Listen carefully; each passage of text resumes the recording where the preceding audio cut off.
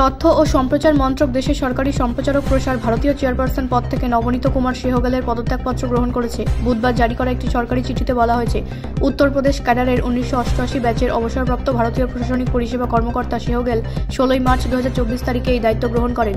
পত্রে মন্ত্রণালয় জানিয়েছে যে তারা 2 ডিসেম্বর থেকে তারিখে সেহগালের নোটিশ গ্রহণ করেছে, যেখানে তিনি পদত্যাগপত্র জমা দিয়েছিলেন। প্রসার ভারতী আইন 1990 এর ধারা 7-6 অনুসারে সরকার তার পদত্যাগপত্র গ্রহণ করেছে। মন্ত্রণালয় আরও জানিয়েছে যে সেহগালের এতদ্বারা তাৎক্ষণিকভাবে প্রসার ভারতীয় চাকরি থেকে অব্যাহতি দেওয়া হয়েছে। 35 বছরের বেশি সরকারি অভিজ্ঞতার সাথে তিনি কেন্দ্রীয় এবং উত্তরপ্রদেশ রাজ্য উভয় স্তরের বিভিন্ন বিভাগ পরিচালনা করেছেন এবং শাসন ও নীতিগত উদ্যোগে কাজ করেছেন। তিনি 2023 সালের জুলাই মাসে উত্তরপ্রদেশ সরকারের অতিরিক্ত মুখ্য সচিব হিসেবে সিভিল সার্ভিস থেকে অবসর গ্রহণ করেন। প্রসার ভারতীয় ওয়েবসাইট অনুসারে সেহগাল রাজ্য ও কেন্দ্রীয় সরকারের বিভিন্ন উচ্চপদস্থ পদে অধিষ্ঠিত ছিলেন, যার মধ্যে আগ্রা লখনৌ এক্সপ্রেসওয়ে নির্মাণের সময় ইউপি এক্সপ্রেসওয়ে শিল্প উন্নয়ন কর্তৃপক্ষের প্রধান ছিলেন।